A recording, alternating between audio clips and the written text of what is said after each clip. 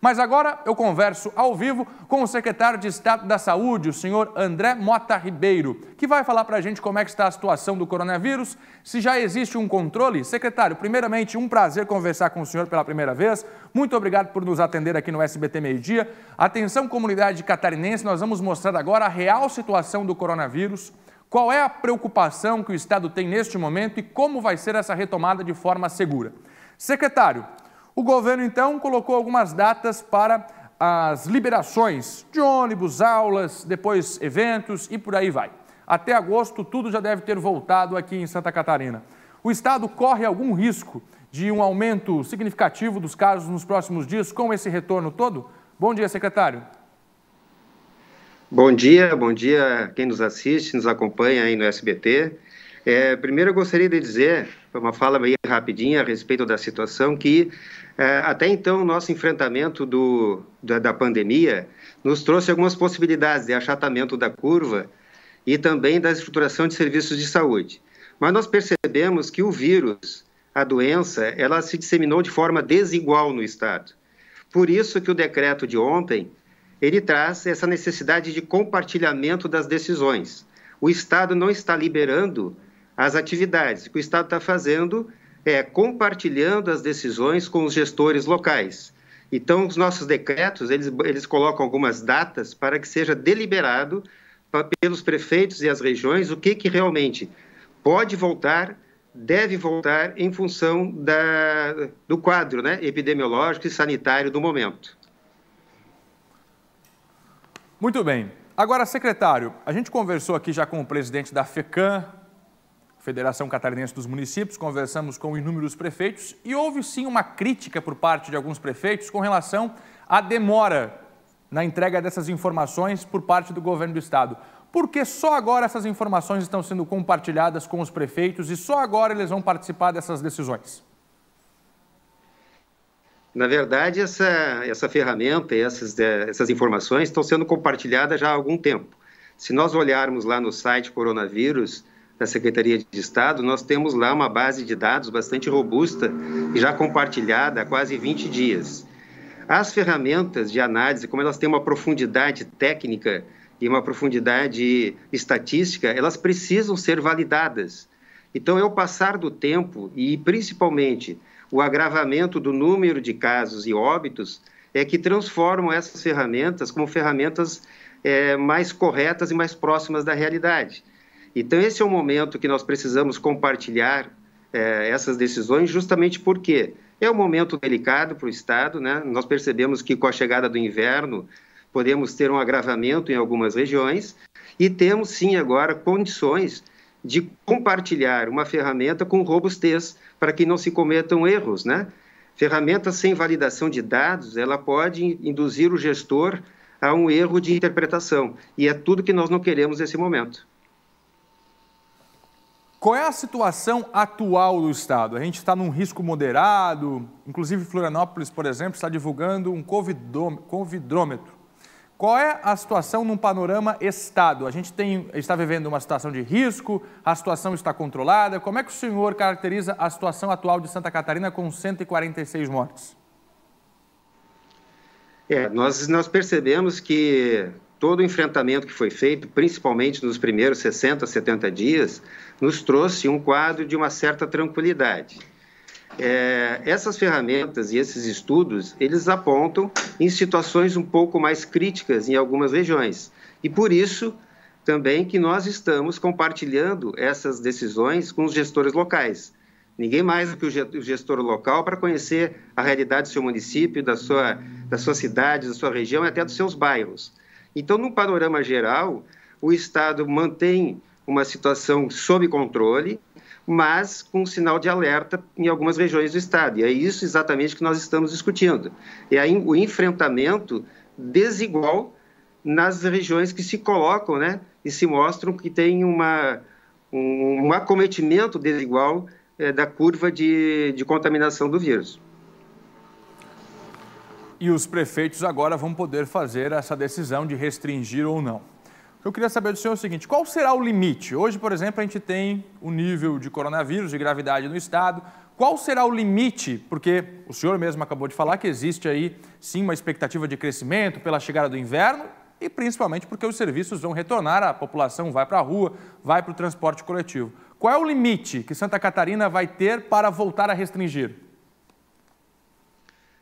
Na verdade, essa questão da população vai para a rua e os transportes voltam a funcionar, e essa é uma decisão que tem que ser tomada regionalmente. Nós não estamos dizendo isso como Estado, né? Obviamente que os cenários, eles traduzem o momento atual baseado no que aconteceu nos últimos 7 ou 14 dias. Como essa é uma ferramenta que ela tem período, né, para rodar, a cada semana a gente tem atualização de dados, a cada semana tem que haver uma decisão também sobre ações a serem tomadas, as interferências, né, dos gestores locais e regionais. O Estado não está liberando atividades, o Estado está dizendo que, a partir desta semana, essas deliberações, interferências, elas são compartilhadas. Então, nós não entendemos dessa forma, que a população vai para a rua porque os serviços estão sendo liberados, não é isso que nós estamos dizendo. A gente tem a informação, inclusive participamos da entrevista coletiva com o governador, que, por exemplo, os ônibus retornam na segunda-feira. Isso não é uma liberação, secretário? Na verdade, o Estado precisa, por decreto, permitir que os municípios tomem as suas decisões. Então, o decreto do Estado, ele deixa de existir na segunda-feira, essa restrição. Alguns desses serviços, porque os ônibus, eles têm várias características, né? Eles são interestaduais, são intermunicipais rodoviários, eles são urbanos. Então, alguns desses serviços podem ser liberados na segunda-feira, mas conforme o cenário da semana. Os outros que são de gestão municipal, como o urbano, por exemplo, depende do acometimento da região. Mas para o município criar regramento, o Estado, de alguma forma, precisa definir data para a deliberação a partir do momento que se acha que tem que ser deliberado, se determina dessa forma. Então, o transporte público, ele se edifica sobre orientação do Estado até o dia 8. Alguns transportes tendem a ter uma liberação com regramento e os outros precisam do entendimento local, né? Ninguém está falando em liberar transporte urbano no estado inteiro, longe disso. Não é essa a ideia. O senhor está passando para a gente uma informação, então, que os ônibus não voltam na segunda-feira? Não, eu acho que eu não estou me fazendo entender, mas olha só, vamos de novo. Entendi, secretário. Só para que a gente deixe claro o seguinte, a gente está desde ontem aqui mostrando as explicações que o próprio governador trouxe em entrevista coletiva, que os ônibus estão liberados na segunda-feira. Mas, claro, cada prefeito vai ter o poder de restringir. Mas o governo não está mantendo esta suspensão do serviço, então eles vão voltar. Aí, se o prefeito quiser restringir, é uma decisão do prefeito. O governo vai interferir nessa decisão ou não? A interferência do governo de estado é justamente mostrando e pactuando a necessidade ou não da permanência da restrição. O estado tem uma ação direta no interestadual, que nós estamos mantendo restritos, mas o urbano, ele precisa ser deliberado pelo prefeito.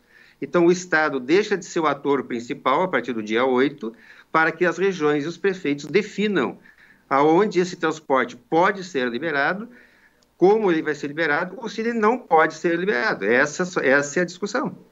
Mas aí o governo libera, os prefeitos tomam a decisão, mas a parte do governo está liberada. Esse é um entendimento que a gente tem. O governo está liberando o transporte coletivo na segunda-feira, os prefeitos que vão tomar a decisão para cada cidade. Foi o que a gente entendeu aqui, secretário. A gente não pode esquecer que saúde é direito constitucional. E assim como o Ministério da Saúde, o governador, o secretário de Estado, os prefeitos e secretários municipais têm a mesma responsabilidade.